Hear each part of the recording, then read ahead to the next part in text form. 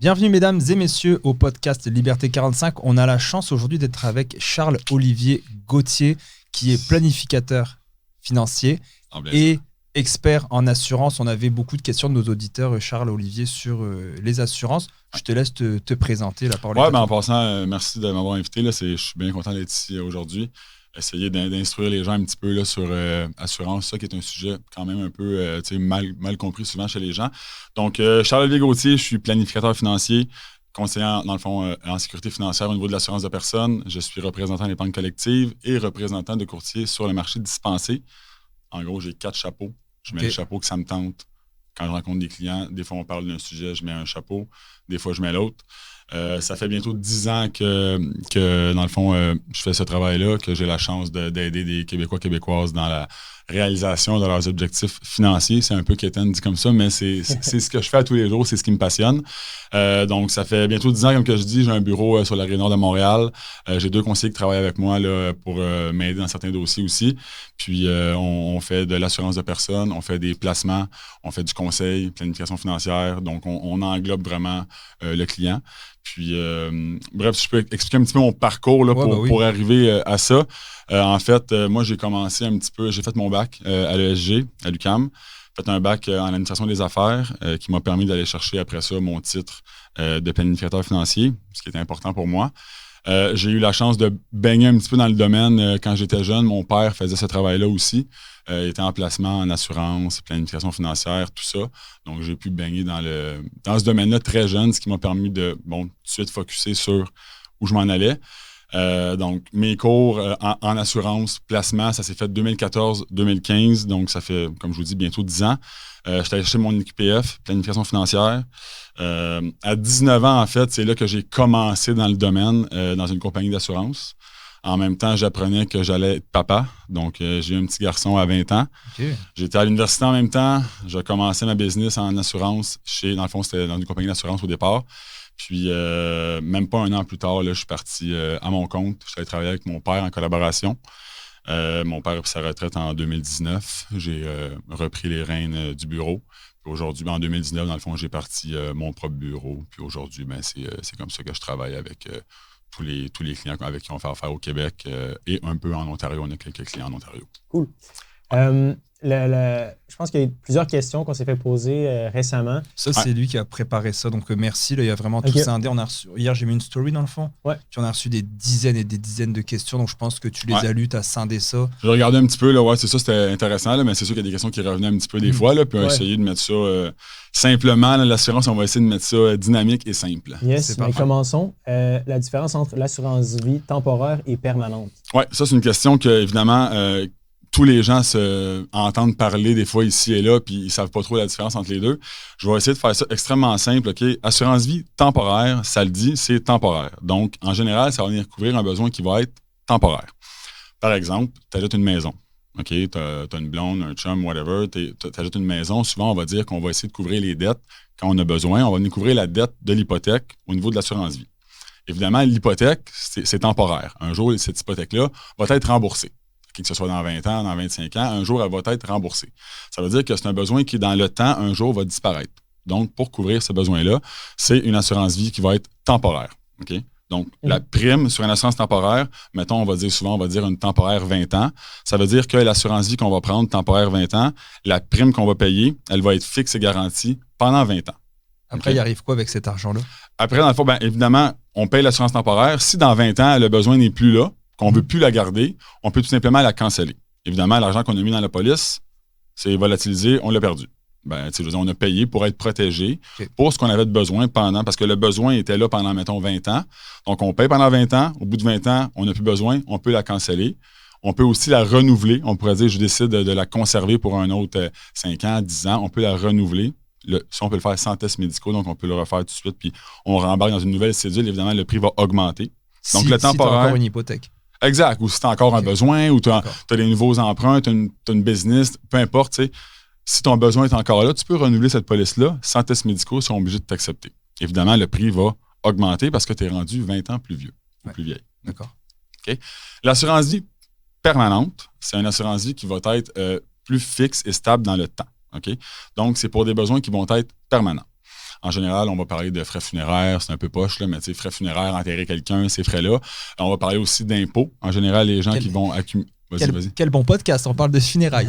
Exact, non, c'est ça. Mais on ne s'attend pas trop à ça. Ouais. C'est dans les livres, on parle souvent de frais funéraires. Mais en réalité, le permanent, ça ne s'applique pas à tout le monde. Okay? La plupart des gens n'ont pas vraiment un besoin en assurance vie permanente. Okay? Bref, c'est des gens qui vont accumuler. Admettons, tu as beaucoup de REER rendus à la retraite. Évidemment, au décès, s'il n'y a pas de conjointe ou si les deux sont décédés, il y a l'impôt à payer. Donc, l'assurance vie permanente peut venir aider payer une partie de la facture fiscale à un décès.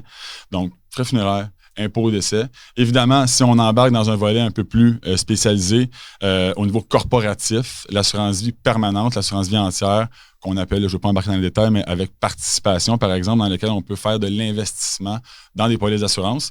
Là, il y a des grosses stratégies à faire au niveau fiscal pour les corporations dans l'assurance vie participante. Je vous donne un exemple. Tu mets de l'argent dans un contrat d'assurance vie avec ta compagnie, tu mets ça, à un moment donné, tu arrives à la retraite, ça vaut 1 million, 2 millions, 3 millions.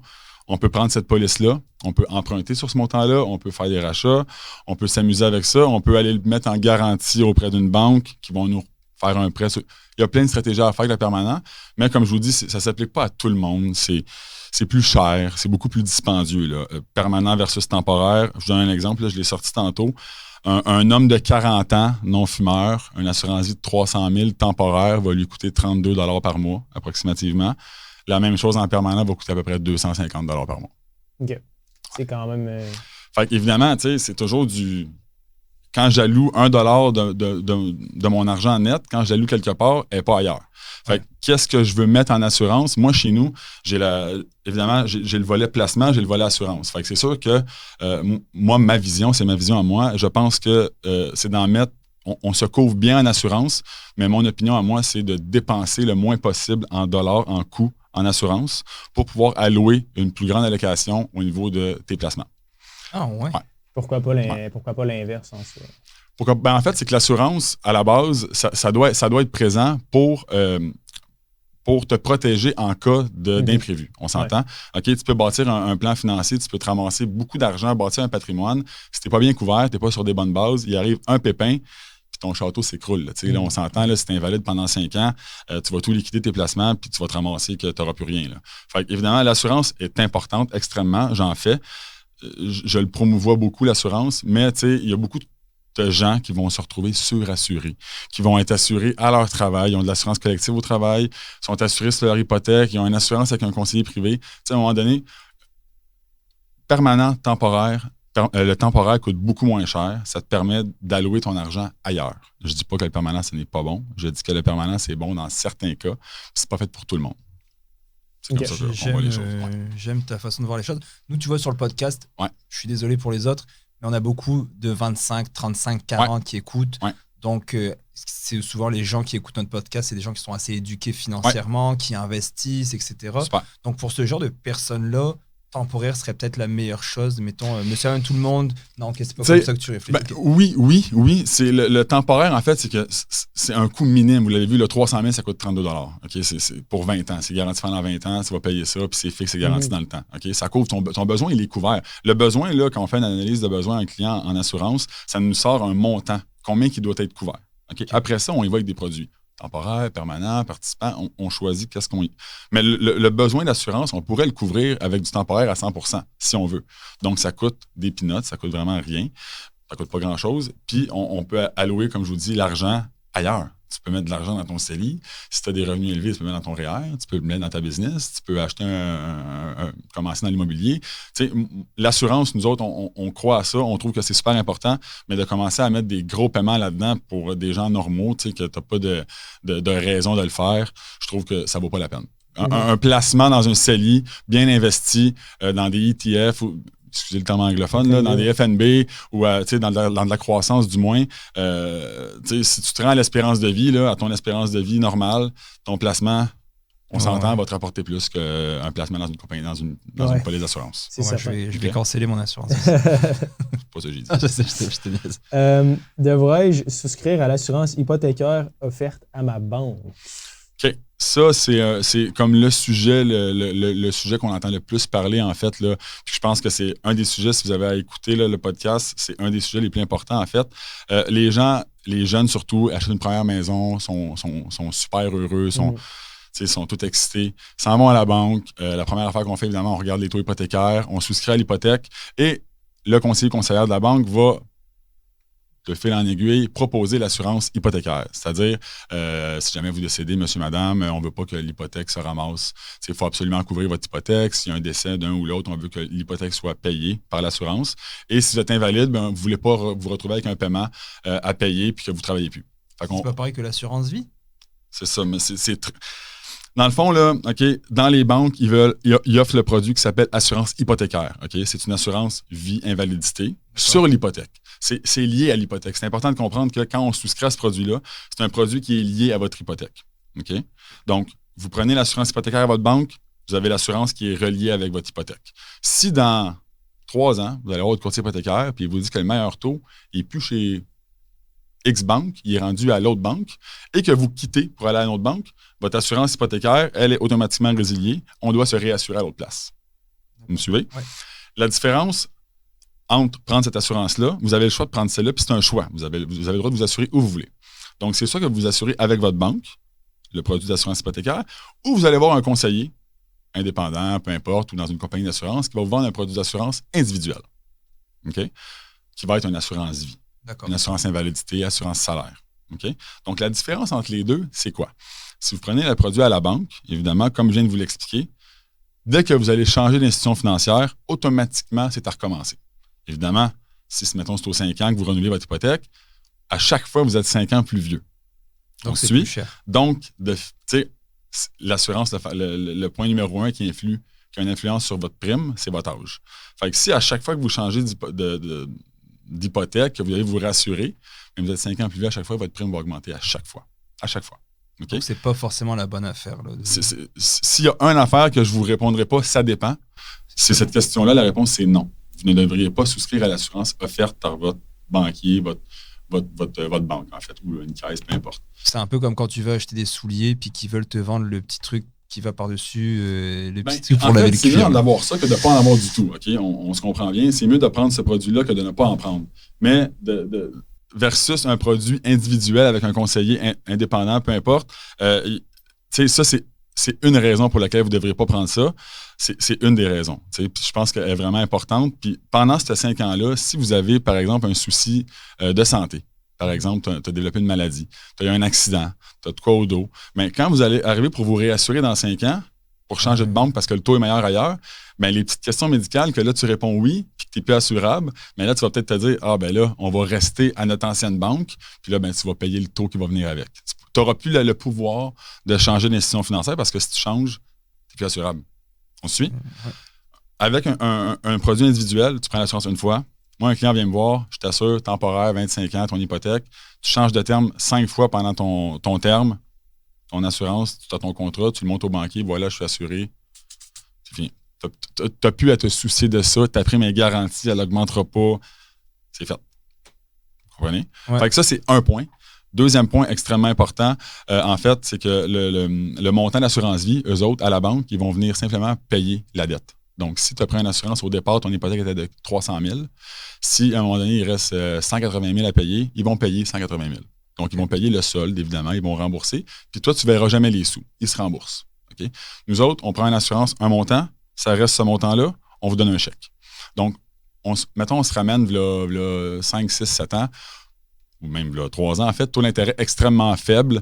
Mon client qui avait un décès, que j'allais livrer un chèque de décès de 400 000, bien, entre le mettre sur une hypothèque à 1,80 % d'intérêt ou le placer, on s'entend, là, on ne connaissait pas que ça allait se passer comme ça en 2022, mais bref, tu fais ce que tu veux avec l'argent.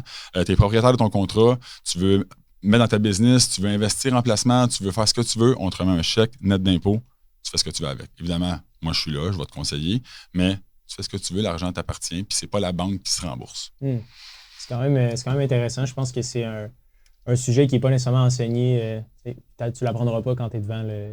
Non, puis le pire, c'est que c'est moins cher. On pense qu'il y a une twist, il n'y a pas de twist. Le produit de la banque, à part la simplicité, OK, mis à part, puis je vais être honnête, mis à part la simplicité, parce que c'est extrêmement simple là-bas, là, tu prends l'hypothèque, OK, je prends l'assurance, c'est réglé. Mis à part ça, vous n'avez aucun intérêt à vous assurer avec votre banque. Aucun intérêt. Il n'y a aucun intérêt.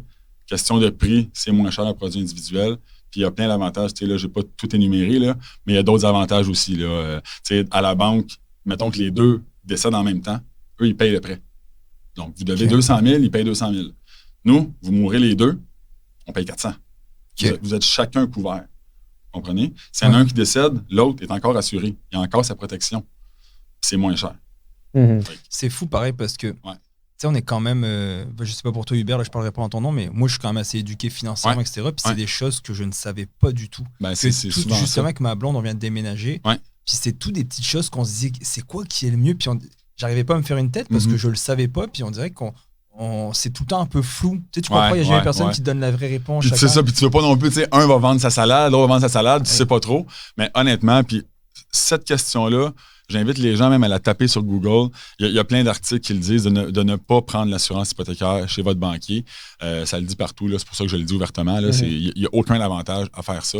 Puis tu sais, une assurance, vous payez ça longtemps. Hein? Vous payez ça, tu sais, je sais pas t'as quel âge. Là, si 35. Bon, 35 ans. Tu payes ça, mettons ton hypothèque sur 25 ans. Pendant 25 ans, tu vas être mal couvert et tu vas payer trop. Fait il n'y a vraiment aucun avantage à faire ça. Nice. Vas-y, Sim, je te laisse enchaîner avec la prochaine question. La prochaine question qu'on avait, quelqu'un avait demandé assurance maladie grave ou assurance salaire. OK, bon. C'est deux produits qui ne sont pas la même chose, OK? C'est deux produits qui peuvent être complémentaires, en fait. Pour répondre à cette question-là, en partant, OK, selon moi, l'assurance la plus importante pour un individu, c'est l'assurance salaire. Okay? Je pense que je pourrais quasiment dire qu'on devrait avoir une loi quasiment comme l'assurance, la SAC, là, qu'on paie une immatriculation, une assurance auto. Quand tu travailles, ton salaire devrait être couvert. C'est inconcevable de travailler puis de ne pas assurer cette capacité à travailler. Donc, pour les gens qui nous écoutent, l'assurance salaire, c'est l'assurance invalidité qu'on appelle en bon français. Donc, c'est une assurance invalidité. L'assurance maladie grave, c'est une assurance qui va couvrir des maladies graves, ça le dit. Donc, c'est un diagnostic de cancer, d'AVC, de crise cardiaque. Ça va être un montant forfaitaire qui va être versé. Okay? L'assurance salaire couvre pour tout ça aussi. Si l'assurance salaire va te couvrir si tu es incapable de travailler à cause d'un accident ou d'une maladie. Okay? Fait, évidemment, moi, ce que je dis souvent aux gens, ta capacité à gagner un revenu, ta capacité à travailler, c'est la chose la plus importante à assurer parce que toute ta vie dépend de, on va se le dire, là, ce que tu gagnes, ce que tu peux dépenser, c'est ce qui permet de faire tous tes rêves les plus fous, c'est ce qui te permet d'élever tes enfants, c'est l'argent que tu gagnes. Donc, cette capacité-là à gagner un revenu, évidemment, il faut qu'elle soit assurée. Parce que si tu n'es pas assuré et qu'il arrive une bad luck, il n'y en a pas de solution. Tu as la RRQ du gouvernement qui va te donner un montant extrêmement faible, puis débrouille-toi. Là, moi, j'ai mon père qui a été invalide en 2006. Il a eu une tumeur à la moelle épinière, puis il est invalide à vie. Puis s'il n'y avait pas eu cette assurance salaire-là qu'il y avait, écoute, on est 3 enfants chez nous, j'ai 2 frères, qu'on suit tous d'1 an. On n'aurait pas pu continuer le rythme de vie qu'on avait, ça aurait été impossible. Puis je remercie mon père d'avoir pris cette assurance-là parce qu'on a pu comme continuer à vivre normalement. Fait répondre à ça, l'assurance salaire avant la maladie grave, clairement. Je ne dis pas de prendre un ou l'autre. En fait, l'assurance salaire, si tu n'en as pas à ton travail et que si tu as une job, OK, puis que tu as une assurance collective, fort à parier que tu as une assurance salaire au travail. Si tu n'as pas d'assurance collective à ta job et que tu as un revenu, tu travailles, ben ça te prend une assurance salaire. J'invite les gens à aller voir votre conseiller. Prenez-vous une assurance salaire, c'est extrêmement important. C'est vous assurer votre capacité à gagner un revenu. Donc, c'est extrêmement important. Puis pourquoi on prendrait les deux? Les deux, en fait, l'assurance maladie grave, j'appelle ça un petit peu quasiment, c'est quasi un luxe, en fait, l'assurance maladie grave. Ça va venir te donner un montant forfaitaire. Donc, ça va venir aider les gens. Évidemment, il y a un besoin pour ça. Je te donne un exemple. Un couple, monsieur a une maladie. Il y a un cancer, il doit être hospitalisé ou il y a des traitements de dialyse pour les reins. Il doit aller à l'hôpital 3 fois par semaine pour aller des suivis, tout ça. Ça se peut-tu que sa conjointe doivent l'accompagner. Ouais. On s'entend? Ouais. Fait qu'elle n'est pas invalide. Donc, évidemment, elle, à sa job, elle ne sera pas payée en assurance invalidité. Fait que si elle prend des congés pour aller voir son chum à l'hôpital, ben il n'y a personne qui paye pour ça, on s'entend? Fait que ça enlève les soucis financiers. T'sais, l'assurance maladie grave, mettons, tu as 100 000 d'assurance maladie grave, tu as une maladie, on va te donner 100 000 libres d'impôt. OK, si tu as 100 000-là, si tu vas aller te faire soigner, il y a du monde, c'est liste d'attente pour des opérations. Si tu vas aller te faire soigner aux États-Unis, tu prends cet argent-là, tu te casses pas le basic, puis t'en vas te faire opérer, tu peux le faire, tu fais ce que tu veux avec l'argent. Ça t'enlève, si tu as pris, mettons, à peu près 1 an de salaire, 2 ans de salaire d'assurance maladie grave, ça te déconnecte du souci financier. Tu sais que tu es bon pendant 1 an ou 2 à pas te soucier puis à te concentrer à rétablir ta maladie. Je me permets, on avait eu... j'écoutais la radio la fois passée, puis il y avait une madame à Port-Arcan qui avait le cancer et qui avait dû justement avoir les traitements, elle avait dû arrêter de travailler et elle disait qu'elle était seulement couverte pendant 15 semaines et qu'après 15 semaines, elle devait payer ses médicaments, elle avait plus de salaire. Puis Paul Arcand disait que c'était terrible au gouvernement parce que en plus d'être malade, tu tombais dans les problèmes financiers. Donc ça se peut dans le fond. Le fameux 15 semaines, en fait, probablement qu'elle parle de... Parce que l'assurance chômage couvre en cas d'invalidité pendant 15 semaines. Okay. Tu as un petit délai de carence, je crois que c'est 1 semaine. Là, 1 semaine que tu es invalide, tu n'as pas de paiement. Après ça, tu es payé pendant 15 semaines. Puis après ça, si tu es invalide permanent, la RRQ au Québec va te payer si tu as une invalidité irréversible permanente. Fait que tu as classifié invalide, parce qu'il y a une notion de définition d'invalidité qui est extrêmement importante dans les contrats. C'est qu'est-ce que ça te prend pour être invalide? C'est quoi la définition d'invalidité? Okay. Vous comprenez? Ouais. Fait qu'il y en a que ça va être comme dans une caisse, en tout cas, une banque là, verte, là, peu importe. Là. La définition d'invalidité, au bout de 2 ans, elle change. Okay? Au début, c'est tu es incapable d'effectuer les principales tâches de ton travail à cause d'une maladie ou un accident. Après 2 ans, la définition, elle change. Ça devient, noir sur blanc, c'est écrit, l'assuré doit être incapable d'effectuer tout travail rémunérateur. Ah, OK. Fait que là, tout travail rémunérateur, on s'entend-tu que c'est plus dur de faire payer? Ouais. OK? Fait qu'au bout de 2 ans, souvent, il y a des gens qui se feront plus payer à cause de ça. Mais là, cette madame-là. Ouais. Donc, c'est possible qu'au bout de 15 semaines, elle a 0 entrée d'argent? Ben oui. Si t'es pas assuré, là, c'est pour ça que je vous dis que l'assurance salaire est extrêmement importante. Si elle ne se classifie pas pour la RRQ, si elle est invalide, mettons, pendant 1 an, puis qu'elle ne se classifie pas à la définition de la RRQ... C'est un cancer qu'elle disait, puis qu'elle n'était pas... Un cancer, ça dépend. Là, je ne suis pas médecin, je ne connais pas la madame, sa situation, puis je trouve ça vraiment déplorable. Mais tu sais, un cancer, c'est pas une invalidité irréversible. Voilà. On s'entend? C'est ça, exactement. Puis, j'ai des clients, moi, qui ont le cancer, puis qui peuvent très bien travailler. Là. Okay. Ça dépend du cancer, évidemment. C'est pour ça que la maladie grave, des fois, peut te payer. Ouais. Parce que si tu as un cancer, qui est dans les définitions et tout, on va te payer un montant forfaitaire d'un coup. Tu as pris 100 000, on va donner 100 000. Mais moi, ma mère a fait un infarctus du myocarde il y a plusieurs années. OK? Crise cardiaque. Mm-hmm. L'assurance maladie grave, elle paye pour une crise cardiaque. Okay. Mais un infarctus, ma mère, 3 semaines après, elle est au travail. Okay. On s'entend? Ouais. Un infarctus, il y en a qui ont des séquelles, il y en a qui sont tapés après 2 semaines. Là. Mais médicalement, elle avait un infarctus, maladie grave, paye, l'invalidité, elle n'aurait pas payé. Merci. Ça répond. C'est un peu plus clair. On était rendu à la 7. Ouais, la 6. La 6. À quel pourcentage devrais-je être couvert en cas d'invalidité? OK. Ça, c'est une question qui est pas blanche, pas noire, c'est un peu gris. OK, c'est un peu gris. En fait, souvent, on aime ça mettre des pourcentages pour donner une mesure simple qu'on peut appliquer à tout le monde. Okay? En réalité, je ne pense pas qu'on devrait baser l'assurance salaire sur un pourcentage du revenu. Okay? Pourquoi? Parce que moi, je pense plus qu'on devrait y aller selon le coût de vie. Combien ça te coûte de vivre? Combien tu dépenses par mois? Combien tu as besoin par mois pour vivre? Parce que si tu fais X revenus, mais que pour vivre, tu en prends, je sais pas moi, tu en prends 60% de ça, tu devrais, si tu es invalide, avoir un revenu suffisant pour payer ton coût de vie. On s'entend là-dessus? Ouais. OK? Fait que, grosso modo, là, les gens, quand on dit un pourcentage, chez nous, si on dit un pourcentage, on va parler de 80% du revenu net. Donc, ton revenu après impôt, on assure 80% de ce montant-là. Okay? Donc là, évidemment, il faut regarder la personne, est-ce qu'elle a une assurance collective au travail? Est-ce que ton collectif te paye 70% de ton salaire si tu tombes invalide? Si la réponse est oui, tu en as déjà une qui te couvre un bon moton. Fait que là, si tu veux pallier au manque, là, tu peux venir voir un conseiller, puis il va venir comme s'arranger pour que tout soit parfait. On s'entend? Il y a des assurances collectives qui vont couvrir juste 50% de tes revenus en cas d'invalidité. Si ton employeur paie une partie de ta prime, la prestation est imposable. OK. Si tu payes ta prime, elle est non imposable. C'est toutes des affaires que c'est pas parce que tu as un collectif que tu peux te dire OK, moi je suis couvert. Puis on doit analyser. Chaque client est différent, chaque collectif est différent. On en voit souvent mettons les employés du gouvernement avec le REGOP, tout ça, on voit souvent des fonds de pension, assurance collective qui sont les mêmes, mais il y en a de toutes sortes, là, de l'assurance collective. Je regarde tout le temps, le client doit m'apporter son dépliant d'assurance collective pour que je puisse donner des recommandations. On s'entend? Si j'ai pas ça, je peux pas te dire combien tu as besoin d'assurance salaire. Ce qui n'est pas fait, à titre d'exemple, dans une banque, quand vous allez prendre votre hypothèque, jamais un conseiller va vous demander « Hey, je peux-tu voir ton assurance collective? C'est quoi? T'es-tu bien couvert ou pas couvert? » C'est pas ça, là. C'est pas ça du tout. C'est « OK, on assure pour tant, parfait, le paiement, c'est ça, voici combien ça coûte. » Okay? Besoin ou pas, on ne regarde pas si tu as besoin ou pas. Okay? Puis d'ailleurs, le cours de conseiller en sécurité financière, qui est le cours pour pouvoir parler, vendre des produits d'assurance, dans les banques, il n'est pas exigé. Donc, la personne qui offre ce genre de produit-là sur une hypothèque, c'est le seul produit d'assurance qu'il peut offrir parce qu'il n'est pas autorisé à parler de l'assurance. D'accord, ça explique que... C'est le seul produit. Puis d'ailleurs, dans les dépliants d'assurance des banques, d'assurance hypothécaire, c'est écrit dans chaque dépliant que l'AMF n'est pas responsable de ce produit-là. Là. On a eu un petit souci technique. Souci technique, hein? Tellement surpris de l'information et tout, là, sérieux, tout tombe. Ça m'a fait capoter. Mic drop. Ouais. On a perdu, pour les gens qui ne nous écoutent pas sur YouTube, on vient de perdre le micro de Simon. Tout est beau, tout est réparé. Tout est rétabli. There we go.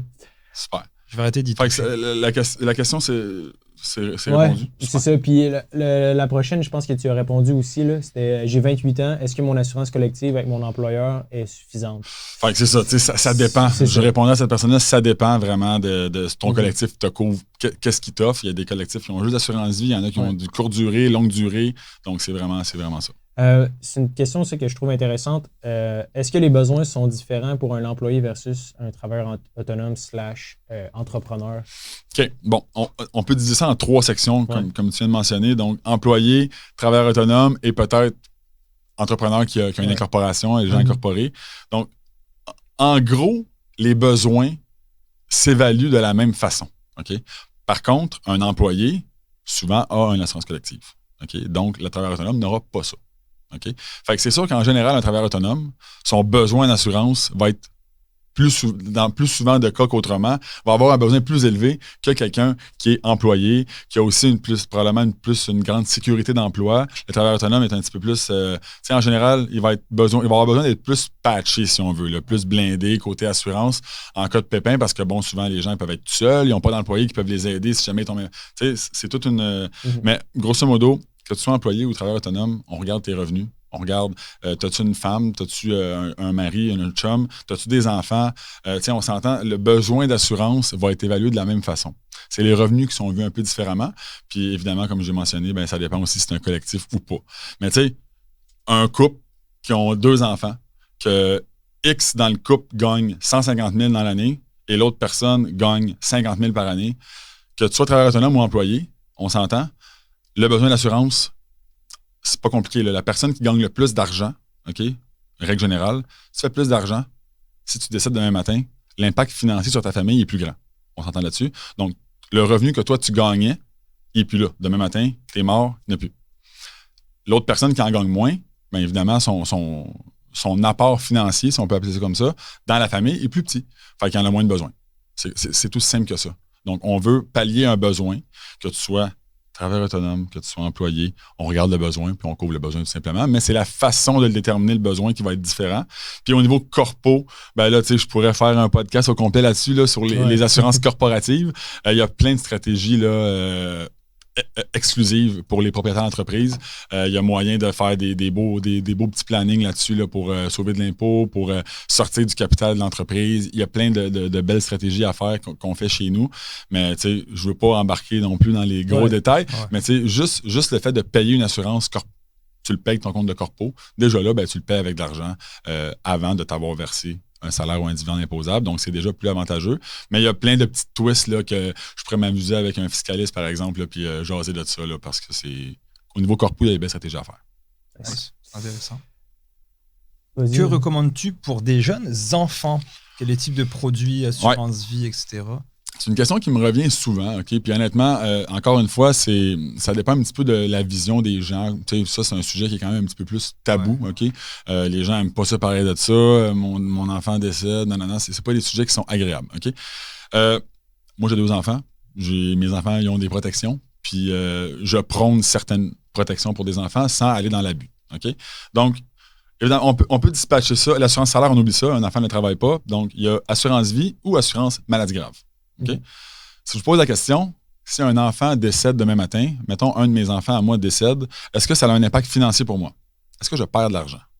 Est-ce que j'ai moins d'argent? Peut-être que je vais avoir un deuil à faire, évidemment. C'est ça, si tu arrêtes de travailler, oui. Pendant X nombre de mois. Mais somme toute, est-ce qu'un enfant, mon enfant, me rapporte pas d'argent? À moins que ton enfant est YouTuber, là, puis qu'il te ramène plein d'argent, mais on s'entend. Il t'en coûte plus que d'autres choses. C'est ça. Un enfant, en général, c'est une dépense. Ah ouais. Donc, mon enfant ne m'apporte pas d'argent. C'est des coûts après coup. Okay? C'est tellement fou que tu sais. On parle vraiment, c'est ultra factuel. Tu as un enfant, t'en as deux. Moi, on s'entend là-dessus. Là. C'est très froidement. Là, moi, là-dessus, honnêtement, je te réponds factuellement, comme tu dis. C'est froid, mais c'est la réalité, point de vue financier, c'est ça la réalité. Et on les aime. On les adore. Puis il n'y a aucun chèque d'assurance-vie qui remplace un kid. Là, on s'entend là-dessus. Fait que, par contre, un enfant qui est malade, est-ce que ça peut avoir un impact financier? La réponse, c'est clairement. Okay? Donc, moi, je connais des gens qui ont des enfants malades, puis c'est non seulement du temps, du temps à allouer, c'est du transport, du temps, des dépenses dans des ci puis des ça, puis là, si tu veux te faire traiter tout de suite, il faut que tu payes la machine, puis c'est des frais très coûteux. Okay? Donc, en plus de vivre la maladie de ton enfant, qui est déjà un obstacle, un gros obstacle en soi, mais là, tu te ramasses à avoir des dépenses qui s'ajoutent. Okay? Fait que moi, je pense que le plus gros besoin, si tu vas assurer un enfant, je pense que c'est de couvrir la maladie grave. Okay? Puis, d'ailleurs, j'ai un exemple en tête. J'ai un de mes clients qui est un bon ami à moi aussi. L'année passée, on avait une discussion par rapport à l'assurance pour enfants, puis ils étaient les deux devant moi, le couple, puis ils hésitaient. Puis c'est normal d'hésiter, puis des fois, t'es pas sûr, puis nanana. Puis finalement, c'est venu que, ils ont dit, OK, go, on va assurer l'enfant. Puis j'en parle parce que c'est un peu spécial ce qui s'est passé. Les clients ont payé pendant 3 mois. Okay? 3 mois qui ont payé, ça coûtait comme 35$ par mois. Okay? Ils payaient ça pendant 3 mois. Mauvaise nouvelle, enfant diagnostiqué de diabète de type 1. Okay? Diabète de type 1, c'est pas un cancer, c'est pas. On entend diabète maintenant, c'est pas si grave. Un diabète de type 1, c'est pas facile à vivre dans la vie de tous les jours. Okay? Il y a beaucoup de. Surtout un enfant qui, tu sais pas son taux de glycémie, c'est beaucoup de restrictions, tout ça. Ils ont payé 3 mois. Puis ils ont reçu un chèque de 50 000$ d'assurance qui les a aidés à. Premièrement, ça met un certain pas un baume, là, mais tu sais, ça aide. Là, écoute, tu as une rentrée qui va t'aider à peut-être prendre un petit congé parce que là, tu veux rétablir le tout, t'établir une routine avec l'enfant, tout ça. Ça te permet d'aller acheter peut-être des soins qui vont être meilleurs, des meilleurs équipements. Je connais pas, là, je suis pas médecin, là, mais des technologies X qui sont peut-être pas couvertes par la RAMQ. Fait que je pense que le besoin, pour répondre à la question, il y a des produits qui existent là, qui sont fantastiques. Là. Ça vient merger les deux ensemble. Tu as une assurance vie, une assurance maladie grave combinée ensemble pour un enfant. Ça coûte pas cher. Moi, je trouve que ça vaut la peine de prendre ce genre de produit-là. Et après, tu l'arrêtes une fois que l'enfant y est rendu... Non, elle est bonne. C'est une temporaire qui peut mettre à son nom après puis il peut la convertir en permanence s'il veut un jour. Tu sais, c'est comme un produit qui est modelable après. Évidemment, si l'enfant est malade, on donne la prestation. Fini. Il ne peut pas être repayé une autre fois plus tard. Là, on s'entend. Les paiements arrêtent, dans le fond, les mensualités sont... Oui, quand tu reçois la prestation, ton contrat est fini. Tu ne payes plus. Okay? Pour ce qui est de l'assurance vie, écoute, c'est un peu de l'opinion. Là, moi, mes enfants sont assurés en assurance vie. Okay? Je travaille là-dedans, puis je trouvais ça comme... C'est un peu un cadeau que je leur fais, dans le sens que moi, je leur ai pris une assurance vie, puis je le dis, je ne dirais pas de montant, mais j'ai pris un permanent pour mes enfants, une assurance vie permanente, payable en 20 ans. Ça veut dire que je paye pendant 20 ans. Au bout de 20 ans, elle est finie de payer, elle est libérée, puis ils vont avoir 100 000 d'assurance vie que je vais leur donner quand ils vont avoir 20 ans. J'ai pris ça à la naissance. Fait qu'à 20 ans, je vais leur donner chacun 100 000 d'assurance vie permanente, tout simplement. Fait que tu sais, sinon, il y en a qui vont dire je vais assurer mon enfant pour un gros montant d'assurance vie, puis ça va venir garantir son assurabilité. Parce qu'évidemment, l'assurance est un privilège. C'est pas tout le monde qui peut être assuré. Vous seriez surpris de la quantité de gens en bas de 30 ans qui ne sont pas assurables. C'est phénoménal. Pour quelle raison? Raison de mode de vie. Raison de santé. C'est phénoménal, le nombre de gens qui ne sont pas assurables. En termes de pourcentage, en de la population, écoute, c'est difficile à dire. Tu parles de la moitié des gens que tu vois? Ou... Non, je dirais pas la moitié, mais on voit des jeunes là, actifs, tout, puis il y en a. Écoute, ça peut être à cause de la drogue. Quelqu'un qui prend de la drogue, drogue dure, t'es pas couvert. Tu comprends, on s'entend. Tu as dans ta famille, tu as l'hérédité. Mettons, tes 2 parents ont le cancer avant 40 ans. Un qui c'est toutes des affaires que tu peux être refusé ou supprimé. Ça peut te coûter beaucoup plus cher t'assurer ou tu peux être carrément refusé. C'est des trucs, c'est comme... c'est dur des fois de te faire assurer. Là. C'est pas n'importe qui peut être assuré. Là. C'est vraiment, tu sais, nous, quand on fait une assurance, il y a un questionnaire complet, une infirmière qui vous appelle à la maison, des fois, il y a les tests médicaux à passer, il peut avoir prise de sang, paramédical, test d'urine. Tu sais, c'est un vrai contrat. C'est les gens, tu dois être en santé pour t'assurer. Fait que quand tu es jeune, pour parler un peu de moi, mon père faisait ça. Moi, quand j'ai acheté un condo, mon premier condo, je l'ai acheté, j'avais 18 ans. Okay? J'avais une hypothèque, je me souviens, j'avais payé ça, je pense, 130 000 $ à Terrebonne, un condo. Puis mon père m'avait dit, regarde, assure-toi tout de suite pour un bon montant, prends-toi une temporaire. Puis là, je parle pas d'enfant, mais tu sais, j'étais jeune, on s'entend. Puis prends-toi tout de suite une assurance vie de X. J'ai pris une grosse assurance vie qui me coûtait vraiment pas cher, un temporaire. Ça fait en sorte que, dans ce temps-là, j'étais jeune et en santé. Okay? Donc, j'ai même eu un taux élite, donc ça me coûte moins cher que la normale. J'ai eu un rabais parce que j'étais top santé.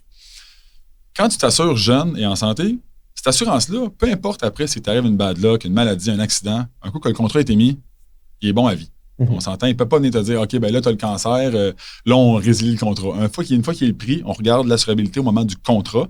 Donc, une fois qu'elle est prise, l'assurance, ils ne peuvent plus revenir et dire, ah, ben là, tu sais, quand des choses que tu développes après, c'est une maladie après tout ça.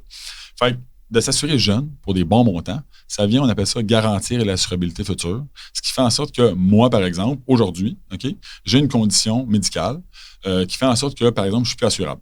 Okay, donc, je ne peux plus m'assurer.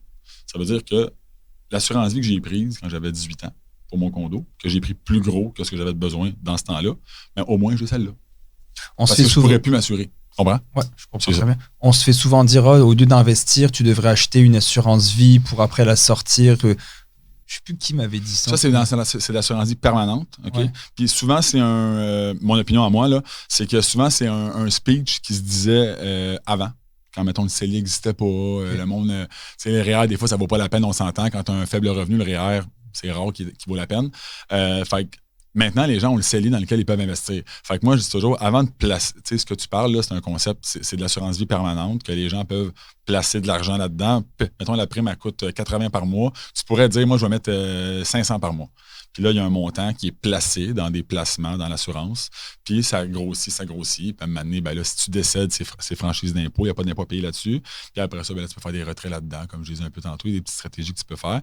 Mais on les fait plus côté corpo, ceux-là. D'accord. Mais moi, qui est en investissement et en assurance, je te conseille de maximiser ton CELI avant de penser à investir de l'argent dans une assurance. Pas pour. Je te parle vraiment d'investir en tant qu'investissement. Je te conseille vraiment de placer dans tes comptes de placement là, versus une assurance. Okay, merci, c'est très clair. Puis. Ouais, conseiller indépendant versus conseiller. Captif. Ben, conseiller indépendant versus conseiller de bannière. Je peux comprendre la question. Avec qui faire affaire. Je comprends. OK. Premièrement. Ou investir par soi-même. Ben là, je pense que c'est mettons côté assurance, OK? Évidemment, faites affaire avec un conseiller en sécurité financière à la base, OK? Vous pouvez aller sur le site de l'Autorité des marchés financiers, AMF, il y a un registre, vous tapez le nom du conseiller. Si c'est pas écrit assurance de personne, la personne n'a pas de permis, OK? Pour vous parler d'assurance. Donc, assurez-vous qu'il est bel et bien conseiller en sécurité financière. Il peut être planif, mais pas conseiller. Il n'a pas le droit de vendre une assurance. Okay? Ça prend vraiment conseiller en sécurité financière. Après ça, il y a des types de conseillers en sécurité financière. Il y en a dans des compagnies d'assurance qu'on appelle captifs. Mettons que tu travailles chez Industrielle Alliance, tu travailles chez Canada Vie, tu travailles chez London Life, tu travailles pour une institution financière. Okay? Ou il y a le conseiller qui va être autonome, donc un conseiller on his own, si on veut, là, qui part un bureau. Par exemple, moi, je ne suis pas rattaché à une compagnie d'assurance ou à une banque. C'est Service financier Charles-Olivier Gauthier, Inc., qui offre des produits en assurance. Okay?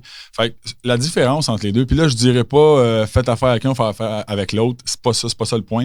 Le point, c'est, moi, je mise beaucoup sur l'indépendance. Je pense que dans l'offre de produits en services financiers, je pense vraiment que c'est important d'avoir accès à tout. Je pense que c'est important que les gens aient accès à... Puis je vous dis pas qu'il y a des mauvais conseillers dans le courtage, il y a des mauvais conseillers dans le captif, il y a des bons conseillers dans le courtage, il y a des bons conseillers dans le captif. Donc, la valeur du conseil peut être aussi bonne d'un bord ou de l'autre.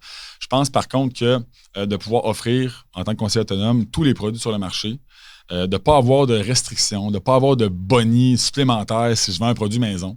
Je pense que pour le client, c'est un avantage. Surtout qu'on paye ça, comme j'ai dit, pendant longtemps. Je pense que de faire affaire avec un conseiller indépendant, moi, évidemment, je prône ça. Okay? Je prône ça, puis je pense que la plupart des gens seraient d'accord avec moi que quelqu'un qui a accès à qui connaît les produits, qui connaît pas juste son produit qui est offert à son institution financière. Je pense que c'est une plus-value pour les clients. Fait que moi, c'est sûr que j'encourage les gens à faire affaire avec des gens qui sont indépendants.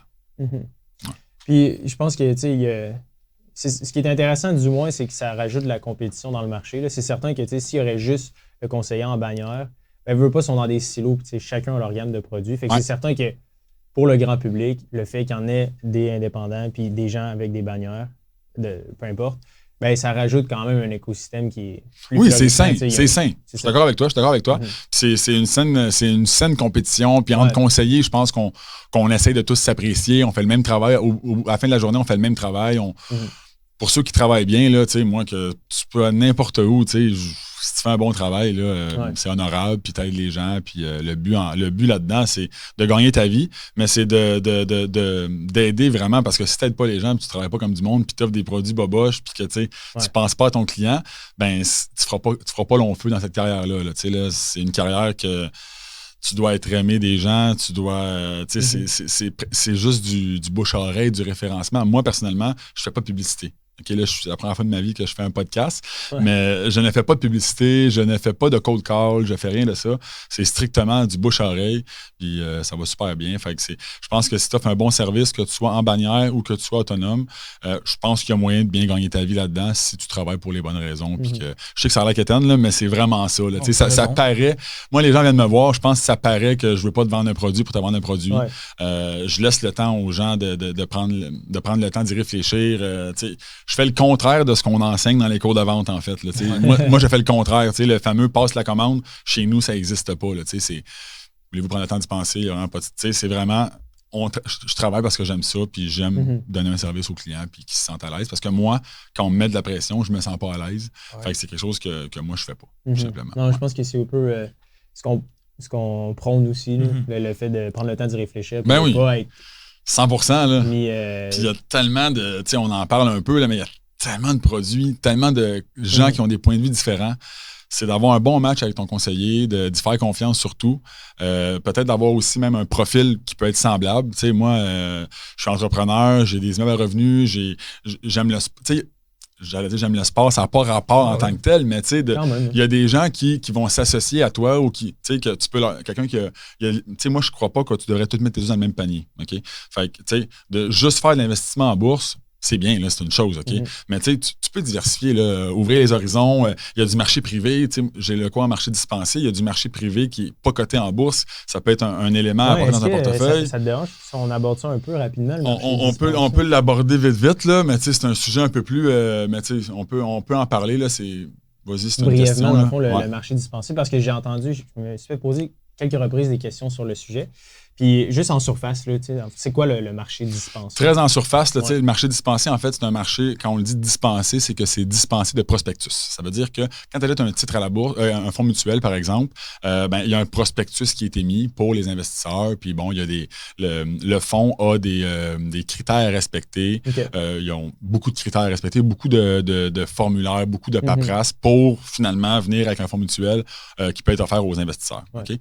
Un produit qui est exempté de prospectus, ça veut dire qu'il passe un peu, il bypass ça. Il n'y a pas à faire toute cette conformité-là. Okay. Il peut émettre directement sur un marché qui n'est pas la bourse, en fait, qui est un marché privé. Donc, c'est quel genre d'investissement que tu vois là? Ça peut être des REIT immobiliers, entreprises privées, ça peut être des gens qui gèrent 2000 portes, puis ils vont t'émettre une part dans l'entreprise. Tu mets un montant d'argent, puis ils vont te remettre des distributions mensuelles. En fait, ce que ça fait, OK, l'objectif de ça vient carrément décorréler du marché. Parce que le marché fasse de la hausse en 2022 ou de la baisse, lui, si c'est un produit qui te donne 8% fixe, il va te donner ton 8% fixe. Peu importe. Ouais. OK? Que le marché baisse ou pas, tu es dans cette compagnie-là. C'est juste que si la compagnie fait faillite, bien évidemment, tu peux tout perdre tes billes. On s'entend? Fait qu'il y a un due diligence qui est à faire. Mais ça vient décorréler. Je pense que c'est un actif qui est de plus en plus grandissant. Même au niveau de la caisse de dépôt et de placement, de plus en plus, ils investissent dans des produits privés. C'est des produits qui sont un petit peu... C'est pas pour tout le monde, évidemment. Il y a des critères respectés, mais dépendamment des produits. Mais c'est des produits qui gagnent en popularité, le marché dispensé. Il y a beaucoup d'immobilier là-dedans. Il y a des compagnies privées de toutes sortes. Mais souvent, ça va être... Mais ça ne sera pas des entreprises... technologique ou ça peut. Il y en a dans le pharmaceutique, il y en a dans. C'est juste qu'eux autres, ils se sont dit on veut du financement, on va acheter des investisseurs, on ne veut pas passer par la paperasse de tout le gossage pour aller en bourse et mettre des actions pour avoir un financement. Donc, on passe par les marchés privés.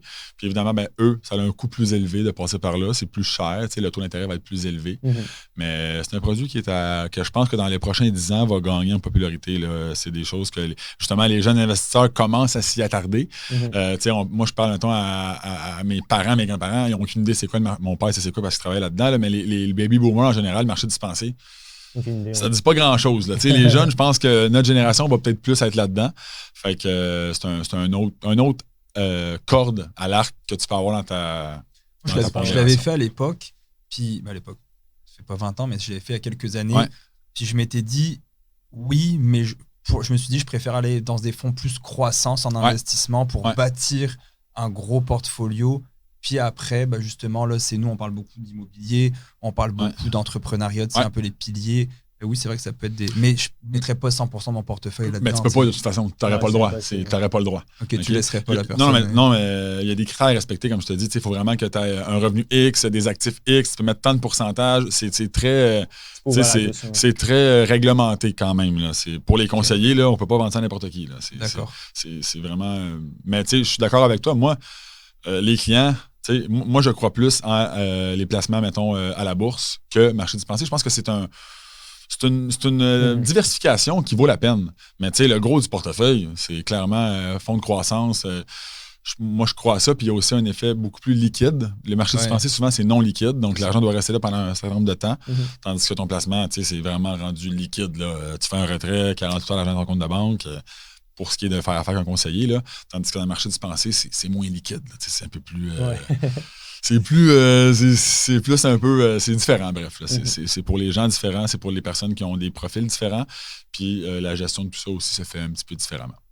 Génial. Sim, en terminant, est-ce que tu avais d'autres questions pour... je pense qu'on a fait le tour. C'était super. Ouais, c'était vraiment cool. Je sais pas si toi, tu avais des choses à rajouter. Est-ce qu'on peut te rejoindre quelque part? Je pense qu'on a touché pas mal à tout. Je pense qu'on a fait le tour quand même. On a répondu, on a fait en surface.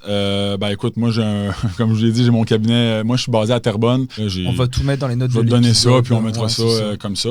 Puis évidemment, on est ouvert à si tu veux revenir, je trouve ça intéressant d'avoir les mêmes personnes qui viennent quand même sur des sujets. Faire des chroniques. S'il y a des nouveaux, mettons, il y a le CELIAP qui va sortir, la période des REER, si mettons, on fera ça. Merci beaucoup de ta venue et d'avoir répondu aux questions. C'est très, très pertinent. À la semaine prochaine. Bye.